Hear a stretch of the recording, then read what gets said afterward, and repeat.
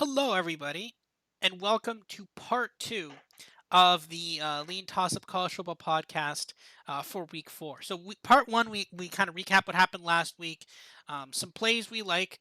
We're gonna do this kind of in two parts because I think that the 2 hour podcasts are a little long. So we're gonna try it in two different podcasts just to see if we can't make that a little bit more digestible for viewers. So, all right, so we're gonna kick off part two here with this week's for BuckMetrics his Narduzzi Awards. So go ahead, kick it off, kick us off. Yeah, I kind of realized that I needed to change the format of this a little bit because it was becoming angry old guy rant about how everybody sucks at their job, and I didn't want it to do that, and I wanted to make it a little more interactive. So I'm going to put these in the form of a question to make this kind of an interesting discussion, and then we'll see if we're up to making it an interesting discussion. So my first question is, we've hit on this a couple times, but not this directly. Does Miami win that game at Texas A&M if Manny Diaz is still their head coach? You know, it's actually really funny you asked me this. I swear I thought of this question on like Sunday. I was thinking of this question and I'm like, I wonder I wonder if Manny Diaz would have done better in that game. And I was just the thing I thought of the blue. And like maybe. Like he was not a bad coach. I mean, we obviously I think a lot of people expected like Miami to just be like Bitcoin the second Mario Cristobal took over there. And they've had some results, but they haven't really played anybody pretty. That was their first team against good. That was their first game against a good team that they should that there should have been market improvement against. And yeah, okay, a year ago that spread would have been what would that spread have been a year ago? Texas A&M minus 10, 10, yeah, that's what I was 10, thinking, yeah. something like that. 10, maybe 13 and a half, maybe 14 and a half, depending on how Miami had looked in the earlier games. But Miami did not look that much better than I've seen that team look before. Like Manny Diaz, sometimes those kids played hard, and I honestly don't know. One of the stories that struck with me early on about this Miami team was that basically, because Miami used to have this turnover chain, and one of the first things Marcus Ball was like, they're like, we're gone, that's gone, we're getting rid of that. And it's like, but these are kids, let them have some fun here. I mean, I get we're trying to be more serious and stuff, but they don't come to practice in suits anymore. That's long since gone. I don't know. I mean, is he maybe Hey, taking some of the fun out let of me this? just tell you what is fun, and that's running on 3rd and goal from the 7-yard line. That's fun if you're Mario Cristobal. That's the fun. No turnover chain, running from the 7 yard line on third and goal. But no, I don't know. I honestly don't know if they've gotten the better deal here. And I mean, again, we saw Dan Leming there. I gave him my Anti Narduzzi award for some decent play design, like some decent script design. Can he follow that up? But here's the thing: if Oregon doesn't do bad the rest of the year, maybe Oregon got the better of the deal. It's possible. It's not outside the realm of possibility. I don't think. I think this is the Mario conundrum because to your point, yeah, if Mario or if Diaz is still there, they're 10-point dogs probably. So Mario improves your program, but then he just pisses away the talent with his game day decisions. Um, I can't answer this question.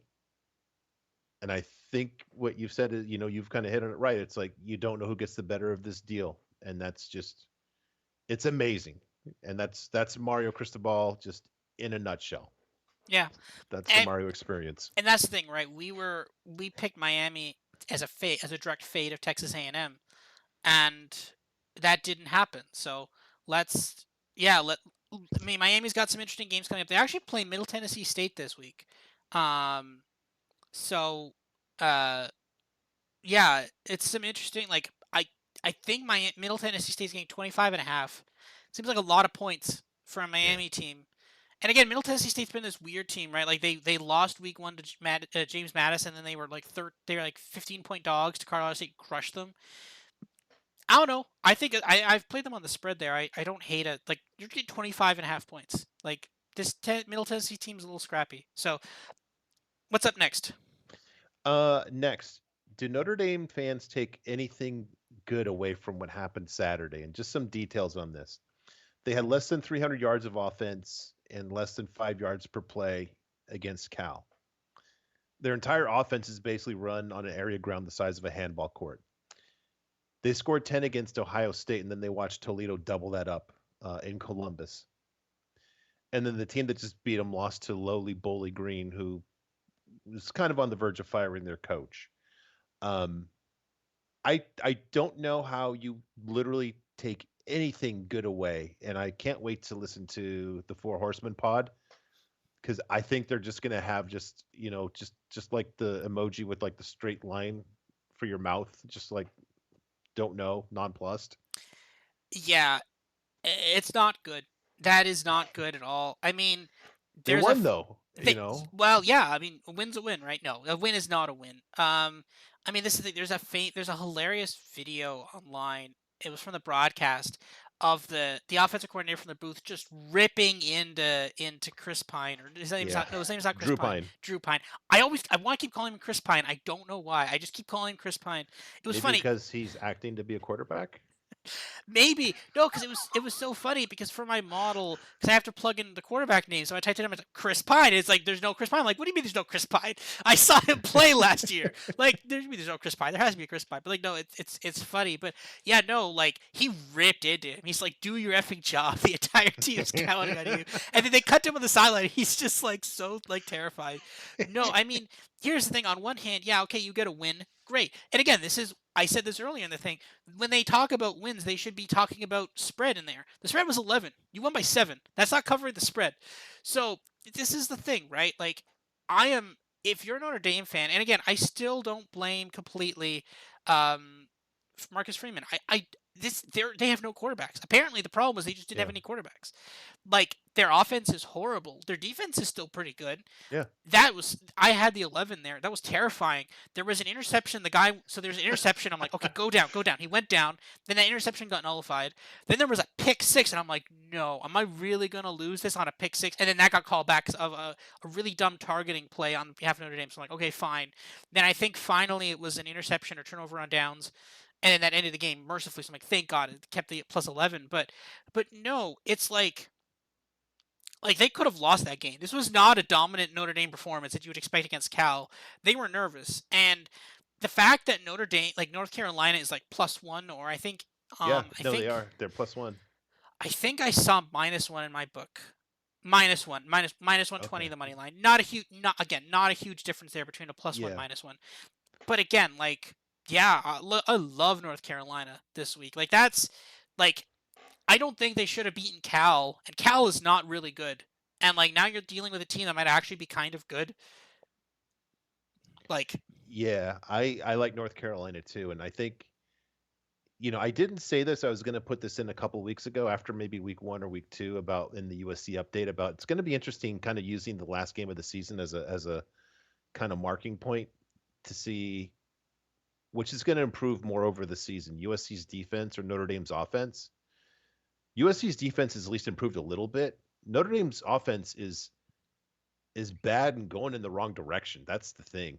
Um, I, I think I had Notre Dame favored in that in the preseason. I think I've got, I'll have USC favored by, God, probably at least a touchdown now.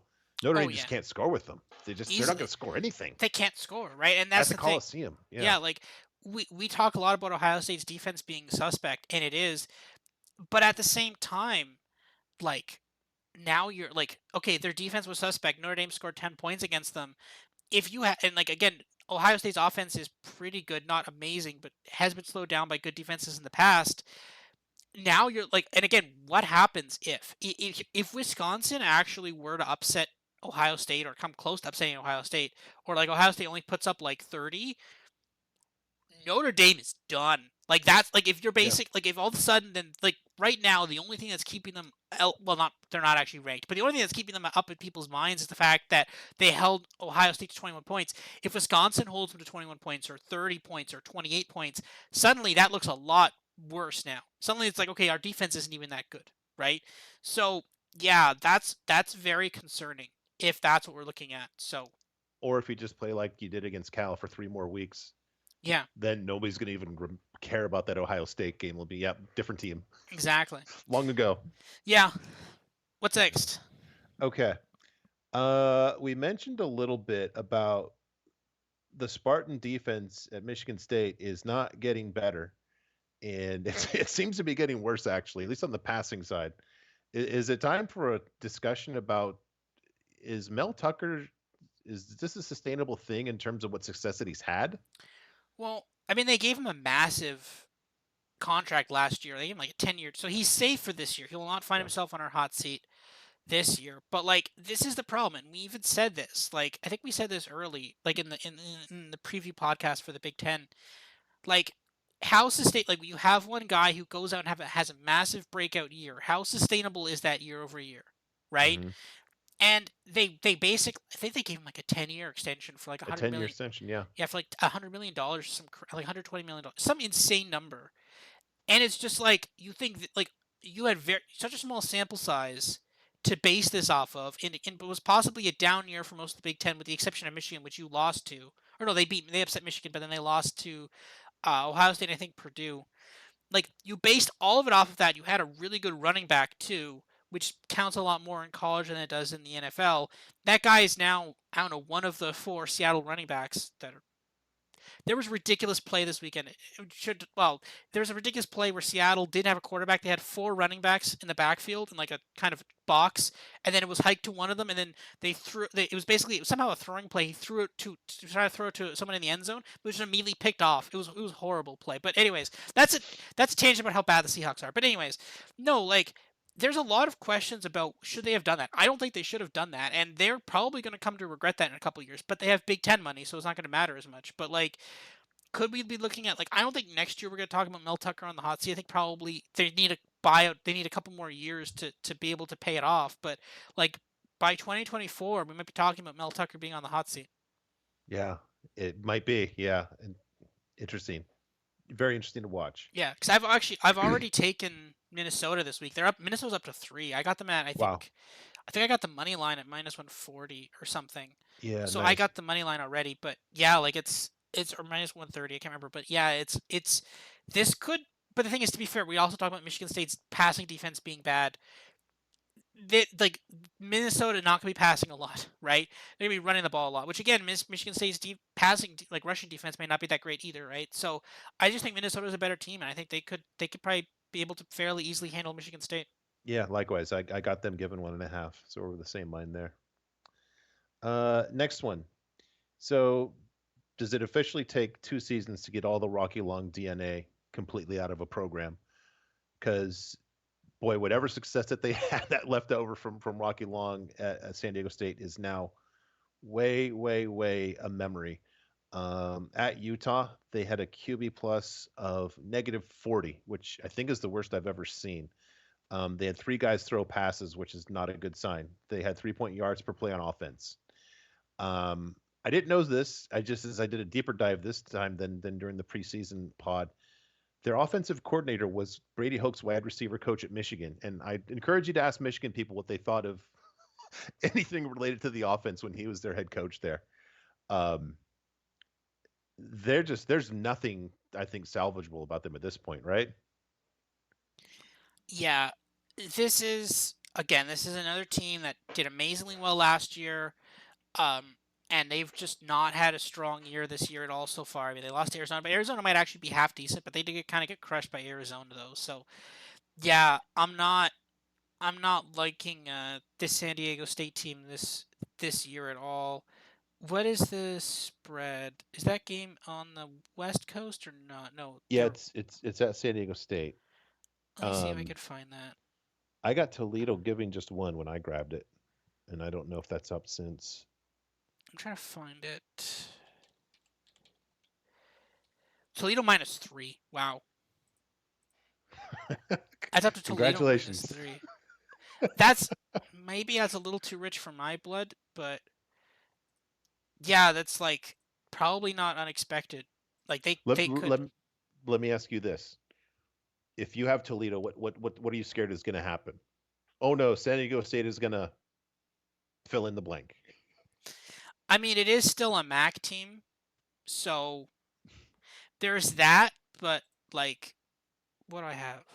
I have this close, so I'm probably gonna lay off that. But it's just I worry about MAC teams. I don't love laying them or playing them in any way. But yeah, like, I'm if I'm San Diego State, I'm a little scared in that game.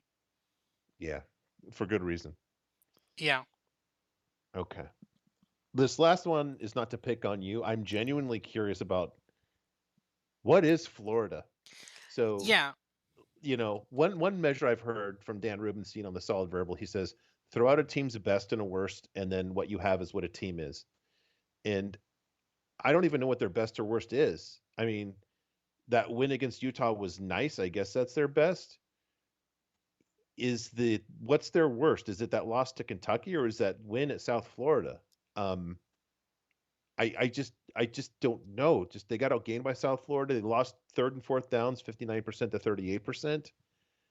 Um, I mean, at this point, is Anthony Richardson going to be the starting quarterback next season? I don't know.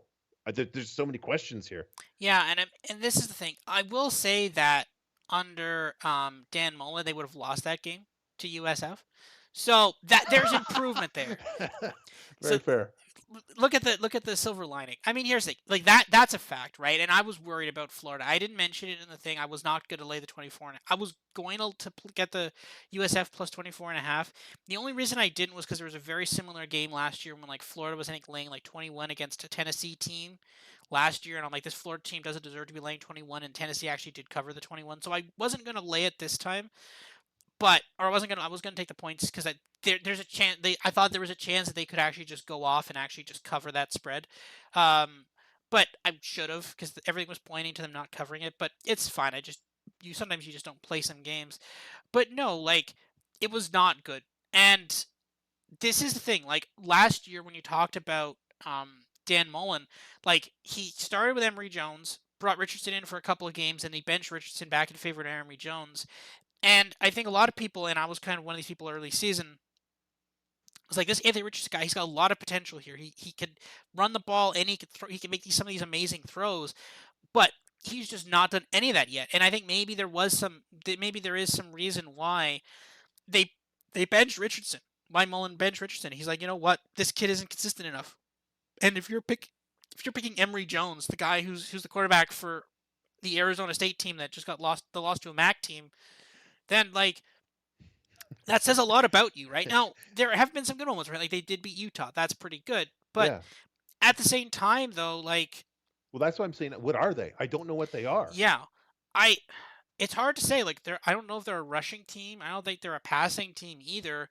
They're in a transition phase. But I will say that, like, this is still not on Billy Napier, right? Like, he's actually, like, the thing No. of it is the fact that they're still 2-1, despite all of that. Yeah. It's like actually not bad. Like again, give him some time, let him recruit a good quarterback.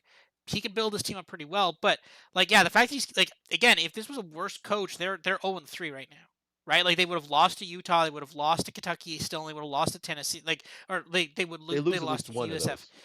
I think if that's Dan Mullen, they're 0-3, right? Yeah. And it potentially even worse. So they've salvaged it in 2-1 in our ranked, right? So this week they're getting though they were getting it was up to 11. I think it's down to 10.5 now against Tennessee. I know I shouldn't do this, but I am taking Florida. Wow. I think it's too many points. I think it's too many points. I got this closer, and the thing of it is, it's somewhat a play against Tennessee. Like Tennessee, we had a lot of high hopes for them in Hendon Hooker, but like they did kind of underperform against Pitt. They should have closed that game out, and that should have been a blowout, and it wasn't. Right? My model is thoroughly unimpressed with Tennessee. I just think Florida can keep this somewhat close. I don't think Florida's going to win this, but I think 11. I got it at 11. I think getting over the 10, over the two scores for the 10. I think that's too many points, in my opinion at least. Like you're getting 10 in the hook. Like I don't think Tennessee blows out Florida. I don't know. That's my only take on it though. I don't think necessarily Florida will win, but I just don't think they got blown. I don't think they get blown out. So you kind of hit on, maybe as we're talking through it, maybe you kind of sculpted what this team might be, which is an athletic team, especially on defense, whose limiting factor is going to be their quarterback. Does that maybe kind of sound like what the narrative might be for this team? Yeah, I mean they've been pretty good at defense, right? Like they did limit Will Levis. They did stop Utah mostly. They apparently didn't stop USF.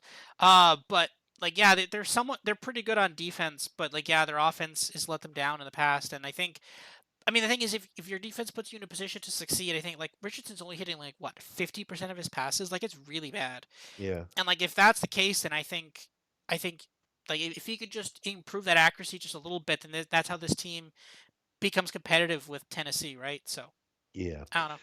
I'm on the other side of that one. I like Tennessee. I think I got him giving 10.5.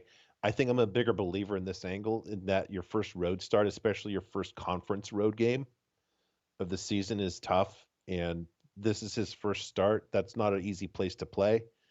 If they cover that with him, God bless him. Then we're gonna see. It'll probably be that we saw the guy at the first week where Superman just comes out of the telephone booth. Hmm. Don't know. I'll bet against it, but I won't be too upset if I lose that just because we'll have a treat. We'll have a treat to the good Anthony Richardson. That'd be nice to see. Be nice to see. Yeah, yeah. Okay, so that's in our doozies. I've got a deeper dive here on. I'll keep it secret for now. I'll kind of lead with some background on here, and then you can kind of see where this is going. So I just watched last week a great Netflix documentary on 3 Mile Island. And then, a couple years earlier, HBO had an awesome series based on Chernobyl. And I kind of looked into a little bit because I couldn't understand what the problem is with these things. And a nuclear meltdown is really the basis of both these stories. And a nuclear meltdown, basically, it's a self-sustaining chain reaction. It's fueled by its own characteristics. Once the core of the nuclear reactor reaches a certain temperature, it releases isotopes that really become more fuel for the core, and that's the problem. That's the whole scary thing about nuclear energy. And it releases more fuel, and it becomes hotter, and it releases more and more fuel. And in theory, it could never end. And I bring this up because I see some analogs between this and what is going on at the Texas A&M quarterback position. Um,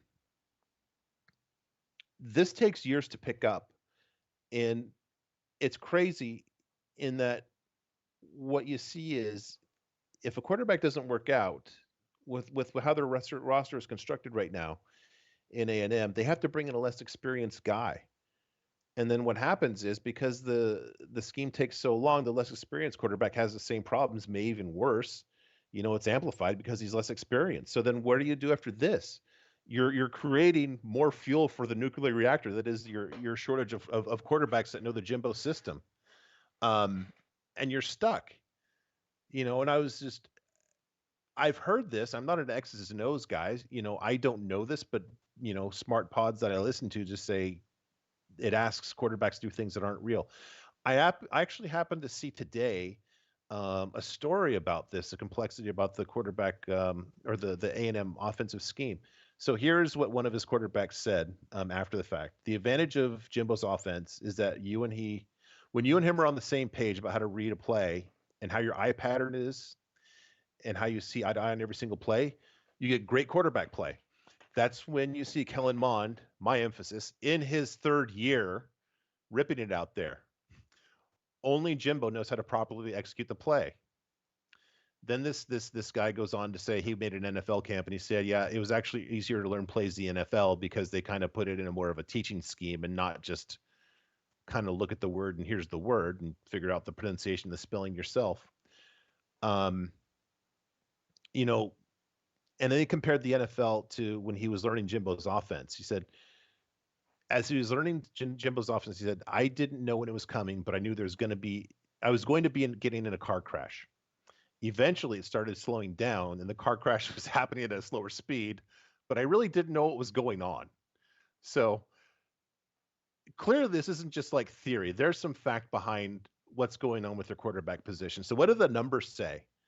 Um, so I grabbed some QB pluses by year because we know that people love to hear me just citing names and numbers for years and years, but they tell an interesting story.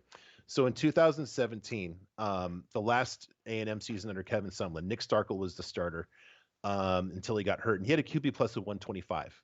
So Sumlin is like, oh, they bring in Jimbo Fisher. Kellen Mond in his first year at a QB plus of 100. Okay, not great. Then he slips to an 85 the next year. Then in his last year, 2020, he peaks at a 114. And I think that might speak to the limit of the quarterback position under Jimbo. Kind of like at Michigan. Remember, we say that, Harbaugh has this great penchant to turning everybody into like a pretty good quarterback, and that's about it. And I think that's what you get here, but it's only like on every third year or so. Um, So then what happens after Mon graduates? So then they start Haynes King last year. He was in the class of 2020, so he had one off season to learn the system, and then he's a starter in 21. So he gets a QB1, a QB of 78 in his first game. Horrible, but it's his first start, but not promising. Then he gets injured at Colorado. So then our hero, Zach Calzada, who's now on the bench in Auburn, he comes in. He's a year ahead of Haynes King, but he was behind him on the depth chart. So he's got less snaps and less learning the system because he's been taking QB3 snaps instead of QB2. So then last year he was a QB plus of 74. It's just grim. So now Haynes King comes back this year, and he has a QB plus of 48. So now they changed to Max Johnson.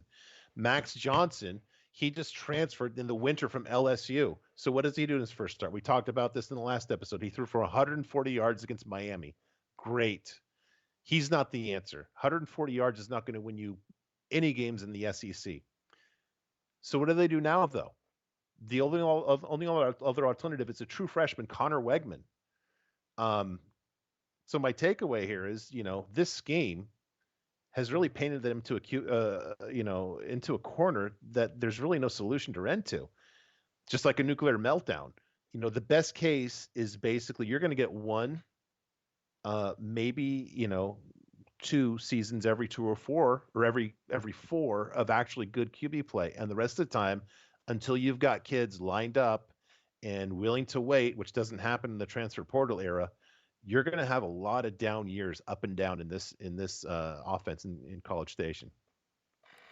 Yeah, and and the idea of the nuclear reaction, I actually love that example. It's actually really good because again, it's like, okay, this guy isn't doing well, so how are we going to fix it? We're going to go to someone who's even worse, and then okay, that guy's not doing well because he's worse than last guy. How are we going to fix it? We go to someone who's even worse, right?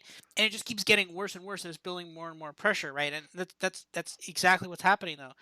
As you describe it, and you go down the line, and you know what, I'm starting to think more along the lines of it. There has like I cannot think of any good quarterback in the NFL that's come out of Jimbo Fisher, right? Because even at Florida State, right? Yeah, It was no, exactly. Emmanuel. It was Emmanuel something. Emmanuel Sanders, I EJ think. EJ Manuel, Yeah, Christian Ponder. yeah. All these guys, they've gotten to the NFL, but they've all kind of not done anything really. Yeah, And again, so the thing is, and again, like Zach Calzada, they got rid of him, but he's now in the number 2. So what is that's telling me that when when Jimbo Fisher is able to stick with a quarterback, they're not actually a good quarterback. They're just able to understand the system, and that system is yeah, probably better than some other coaches are able to produce. Right, so it's like now it's literally a product of a system, and then that system is just beating other teams. It's not the quarterback itself; it's just the system is now beating other teams. And the problem is if you don't have someone who can understand the system. So he'll go with someone who can understand the system, and that might be enough to beat another team. But then at that point, then that guy he's not going to the NFL because Kellen Mond also sucked. He was drafted yeah. by the Vikings, and he's not anywhere. I mean, obviously they have Kirk Cousins, and Kirk Cousins is also not particularly good. But in the times when they needed Kellen Mond to step up, and even in the preseason, he's been pretty bad. So yeah, it's a problem. Do you think Jimbo Fisher's in trouble or not? No, I mean they just re-upped him before last season, and his extension was 10 years and I think 95 million. So even if he stinks this year and next year, that still leaves 7 years at 63 million. Now, if there's any school that would like be proud to buy out a guy for 63 million, it would be Texas A&M. Um, but that's just I can't imagine. That's just a lot. Um, I also wonder that kind of brings up another interesting question. The first school that actually writes a check that big, does that make it harder to recruit because it basically says, yeah, we'll give you this big guarantee, but it really doesn't mean anything. You'll get the money, but you'll actually look. It'll kind of boomerang and saying this program it was willing to write such a check and make you look like a complete fool, because if you're paid $60 million to go away, insert your own alimony and divorce joke here is kind of how I would but the thing is, characterize that. it doesn't matter though, right? Like you still have the money, right? Like you're now $65 million richer. I don't know if you have to pay taxes on that or how they'd Oh, structure yeah. that. I mean, I am not familiar with U.S. tax law. I'm not sure if that'd be structured over years. You just do a lump sum payment of it. I don't know, but like you're still getting a lot of money, right? So like I would not think that like I think there's a clip of Ed Orgeron, former coach Yeah. from LSU, and he basically said like, yeah, we're gonna pay you all this, we're gonna fire you, but we're paying you all this money. And then he's like, oh, okay, sure. Which door do you want me to walk out of? I saw it on Twitter. It was a video clip of him at an event recently. And it's like that's the thing, right? Like if you're getting a check for $65 million, like I don't think you're really complaining. You're not like, no, I Oh want to no, keep coaching. Like no, you're like, no, yeah, okay, sure, I'll go away. That's fine. I'm not talking about him. I'm talking about who are you going to get? Well, that Who's next going to coach will see still them? be like, okay, either I succeed, at which point I resurrect this storied program, or I get another check for at that point plus inflation $80 million, right? So like this is the thing, right? So I think it shouldn't be that big of a deal, but the question is who is going to blink first on that, right? Like we're potentially looking at A&M, um, Michigan State potentially, Clemson. They did just sign Dabo, right? So he's probably sticking around, but I don't know. It's gonna be interesting to see who is the first one to blink on that, and who's gonna pull the trigger on getting rid of one of these guys. But Yeah, who writes the big check? the thing of it is, I will say though that like you made an interesting point of like this really complex system. Because like again, I've gone through. I'm a recent graduate of university, and I was a TA for through my master's degree, and like it was so funny because for the first lab I had for first years, like this is like basically I've just started my master's now, and I'm lab demoing, and I'm like, yeah, okay, so here's the lab. We're just gonna do level out some concentrations. We're gonna pet some stuff. Okay, go nuts at it. And then they all just kind of stood there staring at me, and I'm like, oh wait, you don't know how to do any of that stuff, do you? Because I just said like this is their second week of university, and some guy just comes up and says, go do this stuff, and he's like, we have no idea what we're doing. So you have to explain so much of this stuff. Like the thing of it is. You and I are both older. We're both much older than any of these kids who are playing here, right? So like they are still kids in some ways, right? Like they're Yeah, they're like 17, 18-year olds, right? Like so all these kids have not hit 20 yet. So like you have to teach these kids, and that's part of your job as a head coach. You have to show them how to do things, right? You can't just like, yeah, here you go. Here's this insane system. Learn it. And like if someone learns it, great. But if someone doesn't learn it, then they're done, right? Then you're gonna get benched for Max Johnson, right? So this is the thing, right? Like it's a horrible fate. But no, this is the thing. So like, there's so many different components to this, and if it's honestly what he's doing is like learn the system. If not, you're fired. Basically, it's not a good coach. yeah. That's not good coaching, and we'll have to see. All right, It's a horrible fate. That's a great recruiting pitch. So, all right, you go ahead. all Your right. deeper dive. So my deep dive this week, and now like we don't talk a lot about the AP rankings or the coaches poll for reasons, right? There's lots of reasons why we don't talk about them because they're superficial and they don't matter. But like sometimes a ranking just really sets me off. And this week, the one that really set me off is Oklahoma State at 9 in the AP poll and Oklahoma at 8 in the coaches poll. Oklahoma State's has their resume this year is not covering the spread against a MAC team and covering the spread against the team that lost to a MAC team as 20-point favorites. That's their resume. They are eighth, the eighth best team in the country, the eighth or ninth best team in the country, guys. That's the ninth best team in the country. Like the problem with this is the fact, and obviously like there's other examples of this too. We've talked a lot about Clemson this year.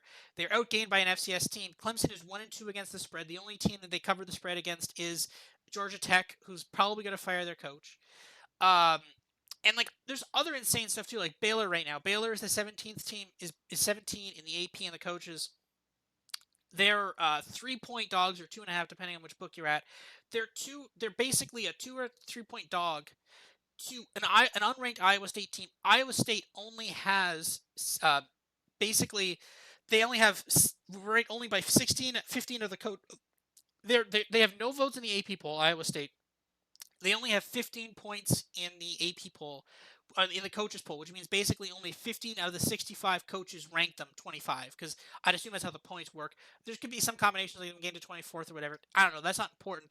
But there's still like massive differences, right? And there's so many times when you see like a team that's ahead of another team in the standings, being favored by the Vegas spread. Like for example, In the coaches poll, Michigan State is the 21st ranked team. Washington, a team that crushed them, is 24th.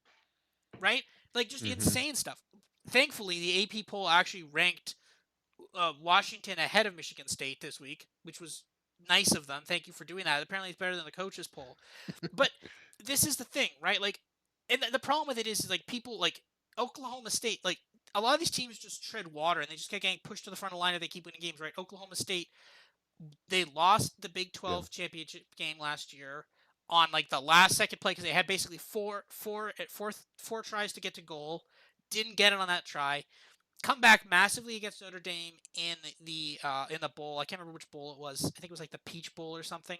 It was a New Year's Six bowl. I can't remember which bowl it was. No, it was the Cotton. I think it was the Cotton Bowl. I can't remember. It was a New Year's Six bowl. They come back, a massive comeback. They win that game. Then the problem is, so then they're ranked somewhere around the top 10 or so this year, but then they just keep winning, right? They beat Central Michigan, right?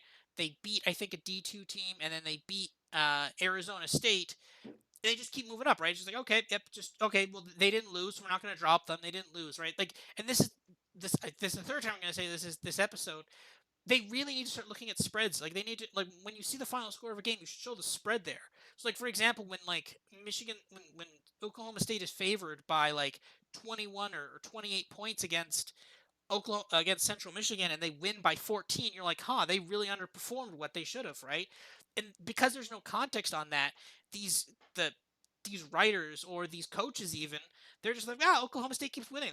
They're fine, right? But because people ahead of them fall, but there's nothing really pushing them down. And again, Oklahoma State's on a bye this week, so they're not going to fall now. They can't actually fall out of the. They probably can't fall out of the top 10 because they're on a bye. Like they can't lose. And guess what? Next week they play Baylor, a team that could lose to Iowa State in like 4 days, right? So this Oklahoma State team is just going to continue being a top 10 team for literally no reason. Like there's no math or anything behind any of these. Um, Florida is still ranked somehow. They're 20th in the AP poll, 22nd in the coaches poll. They fell one spot in the coaches, two slots in the AP. Again, they almost lost to an unranked USF team. Ole Miss is ranked. They're 16 in AP, 13 in the coaches. They beat Troy, Central Arkansas, and Georgia Tech. There you T- go. t- Murderers row. top 20 team right there. I mean, yes, okay, they won those. They beat those teams. I think a couple of them were blowouts, but like. That's not a good resume. Like, okay, sure. Could they be a top 20 team? Sure. But like that's not a like you can't just say well that like but again the same thing, right? They had a good season last year. They were competitive in the bowl against Baylor when their number one quarterback went down. So people were like, oh, they're a top 20 team, and then they just don't lose games. So then they just keep moving up and moving up, and eventually their day will come. They're gonna run into a team that's not horrible, and then they'll lose to that team. But like it's really frustrating when you see like these rankings and you see Kansas unranked or you see a Washington State team that beat a Wisconsin team unranked Yeah. and or like even Oregon State, North Carolina is unranked. App State probably should have been ranked. Minnesota is not ranked for some reason. Don't even know why.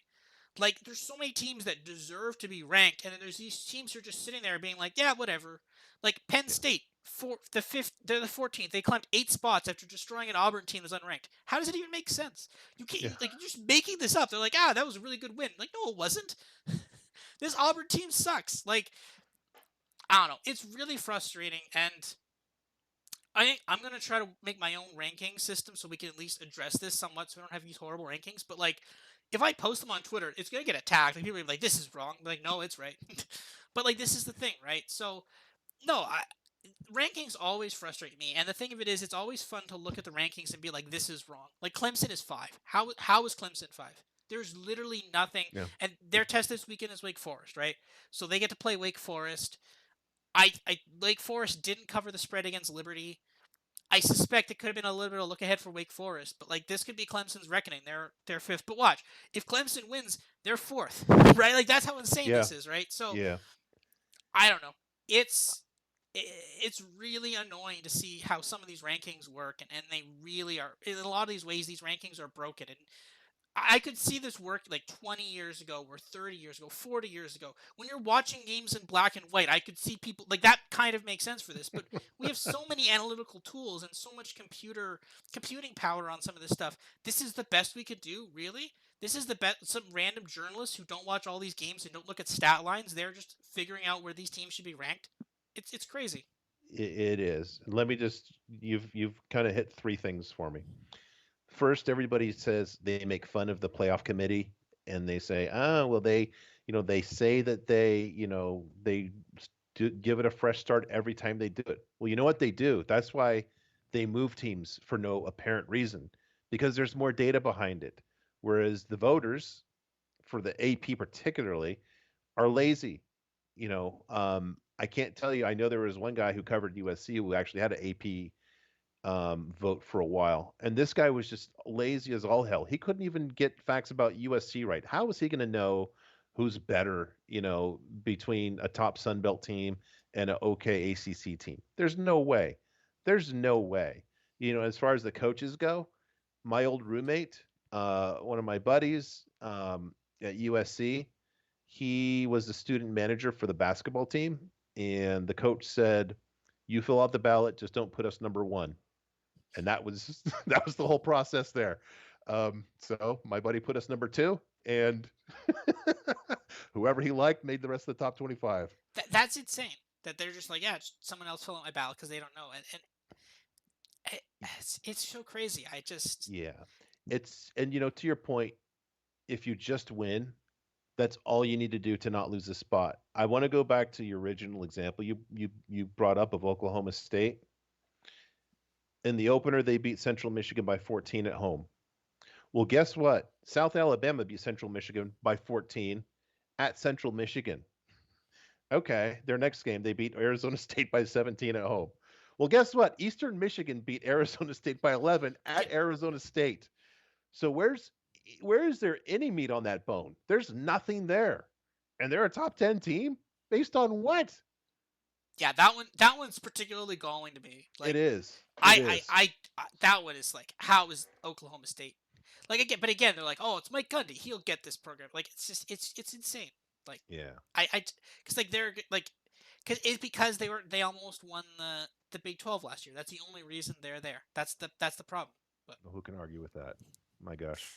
So, okay. Well, I had another one written here about Syracuse, but this is going to take long, so I'll just hope that Syracuse doesn't embarrass me, and then we'll go over this one next week. It's a pretty interesting story about what we're looking at. I will say I actually I kind of agree on that. I like it was funny.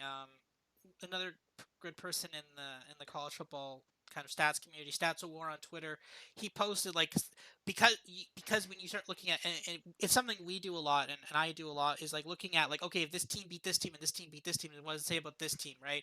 Yeah. And he was basically positing this and he's like, okay, well, either all these teams are bad or like and these teams are good, or like all these teams are good and these teams are bad. I'm like, but what if Syracuse is just good? He's like, no, that's impossible.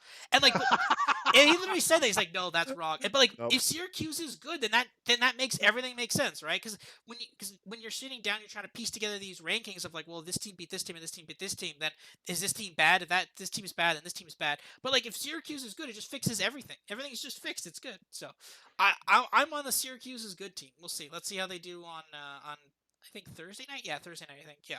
No, Friday night. Yep. Yep. So okay. Um.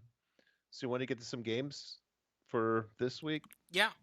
Okay. So I'll just recap. We've kind of hit on a lot of these games already. So earlier in this episode, we talked about North Carolina against hosting Notre Dame. We both like Minnesota at Michigan State. I like Toledo at San Diego State. You're a little scared. We're on both sides, on differing sides. You like Florida, and I like Tennessee, giving the 11. I think we both like Syracuse giving 8, or it's up to 10 now, to 10.5 at versus Virginia. And I like SMU giving a 1.5 at TCU. I don't know if you have or hosting TCU. I don't know if you have an opinion on that one. I think TCU, but I'm a little scared. I'm a little scared. Okay. I am not gonna touch that game, but I think TCU is the play though. Okay. And then in part one, we talked about Wisconsin at Ohio State. I like Ohio State. You like Wisconsin. I like the over a little bit less at 56. I loved it when it was at 51 when Circa opened it. We both like Duke at Kansas. Um, why? Yeah, that's we talked about this. I like Tulane giving the 12 and a half, hosting Southern Miss, and I like San Jose State. This is up to 7 now, hosting Western Michigan and that freshman quarterback that's having all kinds of problems. So that's what we already talked about. Then just some other ones to go in a little more detail. We talked about this one a little bit. I like Wake getting. Is it at 7 now? I know that you got it at 8.5, right? I got it on a look ahead at 8.5. I think it's 7 or 7.5 now. Let me just check. But I grabbed the money line on that though. I did Um, too. Yeah. yeah, it's this Clemson team is due for regression. So, I mean, I don't know if Wake Forest is necessarily the team to do it. I don't believe in this Clemson team at all this year. And I think, yeah, 7. But it's a little juice to Clemson. I got +7 at -105. But the money line is 225. So, yeah, yeah, it's time for Clemson to take an L here, or at least Wake Forest to cover a spread here. Sam Hartman, like I mean, they had a rough game last week, but their offense is still really good though. Their defense is questionable, but Yeah. they are playing DJ, so that's not necessarily the worst thing to have. Yep. And here's the thing. I know that they gave up a ton of points to Clemson last year. Maybe it's just a matchup thing, but are we going to say that Wake's defense is just not even in the same class of Georgia Tech and Furman, who gave Clemson some actual problems on offense for quite a while there? Um, Yeah, I, Clemson didn't even cover the spread against Louisiana Tech. yeah, That yeah. spread was 34. They won by 14. Or no, they won by 28. The spread was 34. They won by 28. So like that should have been another. Should have been at least another score or two there. So. Yep. So, All right. So my first pick, I'm going Coastal Carolina -2.5 versus Georgia State. I think people are scared off about this because of Coastal not having a great week last week against Buffalo. My model never really liked Clemson that Coastal Carolina that much in that game. I just don't think Georgia State is good. I think that Clemson, Coastal Carolina is actually. I keep calling them Clemson because they're from the same state, I think. But yes. no, Coastal is actually pretty good. I don't hate them at all. I don't think. I think the spread against Buffalo was big. I think they came up like a touchdown short of that spread, and I don't think Georgia State is particularly good. So yeah, like Coastal -2.5, money line -135. Again, sometimes when you get a money line down to -130, -140, that's okay to lay two. That's not that big of a deal. But when you start getting like +1, -150, -160, that's when it gets a bit bigger. But yeah, like a -130, -140 money line, that's okay to lay. But yeah, I'll take the points. I'm definitely gonna be watching this game instead of the well, I'll be watching all the games, but I'm probably be paying more attention to this than the Steelers Browns game. Okay. Yeah. I don't know. The thing is, I'm not going to bet that. I might just push back a little in that I kind of like Georgia State's offense, and Coastal's a little vulnerable on defense. I wonder what the total is on that game. Is that like in the? 62. I was gonna say it should be in the 60s. That sounds about right. Yeah, I'll let you have that. I won't play that one. My next one, and this is actually moved against me, is Charlotte now getting 23 at South Carolina. Charlotte has and probably always will have problems on defense, but they got Chris Reynolds is back to full health. They're a great quarterback, and he really ran it up against Georgia State last week.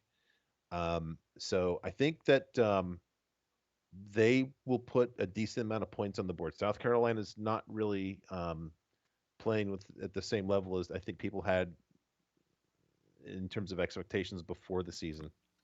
Yeah, South Carolina team is really struggling. I don't hate that at all. I think like South Carolina lost to Arkansas pretty badly and then got crushed by Georgia as well. So yeah, I'm not yeah, I'm definitely not laying the points with South Carolina. I think that might be worth a shot on the spread. 'Cause you're getting what 23? Yeah, now it's 23. I got 22. Yeah, I mean, there's not a huge difference there between Yeah. once you get to some of those points. All right. So for my next one, I'm gonna go Miami, Ohio, +7 versus Northwestern. I Wow. I also don't hate this on the money line. I think Northwestern is bad. I mean, we picked Duke against them. That worked pretty well. this Miami Ohio team is not horrible. They held their own against the Cincinnati team that I actually think is pretty good. I actually like Cincinnati. At bonus, I like Cincinnati against Indiana this week. I think Indiana is actually really bad. Um, but no, like this Miami Ohio team might not be bad. And like again, Northwestern beat um they beat Nebraska, but like that Nebraska team is just imploding. Yeah. And I don't I don't like that. I watched a lot of that game because it was literally the only game on at the time. But like I do not trust this Northwestern team at all to do anything. And like I think they could get upset by a MAC team. Yeah. This is definitely danger territory. I have this game a lot closer. I think, and I wouldn't. Miami Ohio might actually have a shot to win this game. I wouldn't mind a little bit on that money line, plus 220 money line. I like that. And remember in the preseason pod, I asked you when we were talking about Miami, Ohio, I said, "Do you think they could be favored at Northwestern?" You said, "Yeah, I don't think so, but I think if they had their starting quarterback in there, this would probably be about pick, right?" Um, I like that. I'm gonna be waiting seeing that quarterback, but who knows? After a couple drinks on Friday night, I might just throw a couple dollars at that one. Um, my next one is Tulane giving 12 and a half, hosting Southern Miss. We talked about that a little bit. I'm just I'm such a huge fan of Willie Fritz, what he did at Georgia Southern, and their pass defense is not just number one. Their pass defense is like way ahead of any other team. That's the number two team in pass defense by my QB plus metrics. Southern Miss, uh, I think they had a game where they had like four guys throw a pass already this season. They were in an overtime game against Liberty, and they had Frank Gore, their running back, taking snaps for all of the overtime, if I remember correctly. So that's a really tough matchup when you can't throw the ball and you're facing the worst or the best pass defense. So Tulane giving only 12 and a half, and they seem to have figured out some stuff on offense this year versus last year. That's good. All right, this is. I actually think this is my favorite play of the week. Um, and it's I got some closing line value on this already. James Madison +7 versus App State. Yep. Like here's the thing: this App State team upset Texas A&M, and then they were 14-point I think 14 or 14 and a half favorites against Troy. I thought that was too many points. I didn't play it for Troy. Then they barely survived Troy. This James Madison team is like actually legit. Like they are Yeah. actually a very legit team. They have crushed teams that have actually gone on and done things. Give me this James Madison team. This like with a good quarterback like that, like this could be like the North because the North Carolina was able to carve up this App State team on defense, and App State was able to run the ball a lot against North Carolina, and that kind of brought them back into it. But like this James Madison team has come to play. They've come to D1 to play, and I think we could be looking at an actually decent Madison team. Their quarterback is nuts. Like he the stat line on this kid is crazy. So yeah, give me James Madison plus the points. This team is kind of scary. You don't want to play against this James Madison team. Yeah, I'm with you on that. I like that too. I'll just say this now. I've got a copy of my model just based on current year games. It's got immature data, and I know that's a fact because it has Iowa as the best offense in the nation, which I think is pretty accurate to say that's not the case. But it loves James Madison. Probably not, probably a little more than they should, but I think that doesn't come out of nowhere. James Madison is for real. If you go back to that first game that they had as an FBS or as a as an FBS member, they crushed Middle Tennessee State, and it was like one team was going to say to the other, "We'll show them how to play FBS ball." And guess what? It was James Madison teaching Middle Tennessee like this is how big boys play football. That was awesome. So I'm definitely with you on that. Yeah, and the thing of it is, so this game is at 3:30, and then I think yeah. So you have James Madison versus App State. If James Madison wins that game and kicking off at the same time as Middle Tennessee versus Miami, Florida, if Middle Tennessee is close against Miami, Florida, and James Madison is either close or beating App State, then you kind of have a thing where it's like, okay, so you've got Middle Tennessee team. Hey, remember James Madison crushed Middle Tennessee. So if Middle Tennessee is even remotely competitive with Miami, Florida, and James Madison is beating App State, then by like you can do that kind of who's better than who team, right? Because Texas A&M lost to App State, beat Miami. You scroll down, guess who's playing at 9 o'clock? Arkansas versus Texas A&M, and oh, that's right, Arkansas is plus 110 on the money line. So Mhm. this is the thing, right? And that line's not going to be changing today. Like if App State's getting crushed, they're not like people are not going to clue in to be like, oh, I need to go bet Arkansas right now. People aren't going to realize that because that's not how people think. But that's exactly what I'm going to be thinking. Actually, I'm going to have Arkansas already. But no, like that's the thing. So if you see that and if you're queasy to bet Arkansas for some reason, I'm not sure why you would be, but if you are. And you start seeing App State losing, and you see Miami struggling against Middle Tennessee State, then yeah, just run to get that Arkansas number for that late game. Absolutely. Yep. I like that. I'm gonna make a note of that. My last one is South Alabama giving 13.5 at home to Louisiana Tech. I am not sure what Louisiana Tech is. I'm pretty sure what South Alabama is, and especially at home, they are good on both sides of the ball. I have a hard time thinking that a team that's going to be this competitive in the Sun Belt shouldn't just dispatch a Conference USA team, even if Louisiana Tech is a good Conference USA team. Yeah, that's fair. It would also be hilarious if South Alabama covers the spread against Louisiana Tech and Clemson doesn't. That would also be pretty Oh, funny. yes. That would be great. All right, so for my last play, now I actually kind of tipped. I'll give kind of two here because I kind of tipped this one already. So I had Washington State versus Oregon. My take on this is that Wisconsin is Washington State obviously beat Wisconsin. Wisconsin's number one thing is that they run the ball. They were able to stop Wisconsin from running the ball. Oregon, the only reason they were able to beat BYU is because they were able to run the ball. If Washington State could do the same thing they did to Wisconsin to Oregon, guess who's going to have to throw the ball? Hmm. Bo Nix right into a cornerback's arms. So, yeah, I'm going to take Washington State, maybe even on the money line. So, my other big play that I love, and we've gotten a little, I haven't bet this one yet. I thought this was going to get a bit higher. Maryland plus 16 and a half or plus 17, depending on the book, against Michigan. This Michigan team is they have played the most easiest schedule ever. They played Hawaii. They played Hawaii and they played UConn, two of the worst teams. I think they played a D2 team if I'm not mistaken. No, well, Colorado State, which this year is almost the same. Yeah, Colorado. They beat Colorado State 51-7. They beat Hawaii 56-10, and they beat UConn 59-0. And again, somehow in the UConn game, and I didn't actually I heard them make a joke about this. I didn't believe it. They had 8 different people throw passes. I still don't even know how that's possible. They have JJ McCarthy going 15 for 18, and then they have a bunch of guys throwing one pass. I don't understand. Cade McNamara, who was their quarterback, I think last year, or Hmm. no, I can't remember. Yeah. He was yeah he Yep. was 1 for 1. They let him throw a pass for some reason. I don't even know why. This team is fraudulent. I think we say this every year about Michigan, and the problem is we say this every year about Maryland too. We're like they're also fraudulent. I think 17 and a half is too many though. I think 17 and a half is too many. This Michigan team has not been tested at all. This is the by far the best team they're going to play this year. I think this is way too many points, and I could potentially see Maryland having an upset here. I could Wow. see it. I mean, do you not think this Michigan team is fraudulent? Like, come on, like they've played the most, like the easiest schedule so far, beating all these teams by 50 points. Do you not think that that juices this line just a little bit?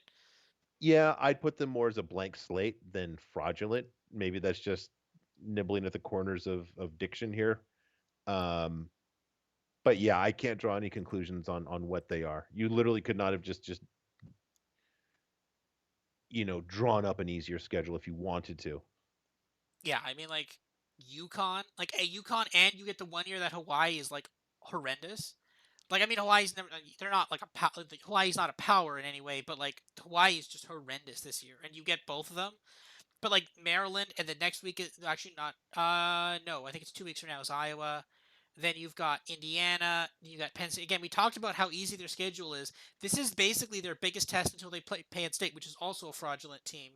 But then they have obviously Ohio State at the end of the year. But I like I worry about this because the thing is, we always say this every year, like, oh, this Maryland team is actually pretty good, and then they just get like the second they play a good team, they get crushed. Now, usually that good team is Ohio State. That's usually who that good team is. But Hmm. I don't know if that's this year or not. Maybe this Maryland team has learned something. They did well. They did cover against Buff. Well, Buffalo was scrappy with them. I don't know what to think of Buffalo. They're like Buffalo keeps losing games, but they're scrappy in the games they lose. Like they keep covering the spreads. Maybe their guy like knows the spread every game. They're like, okay, let's All right, cover a spread here. you're going to give them credit for being scrappy against Sacred Heart.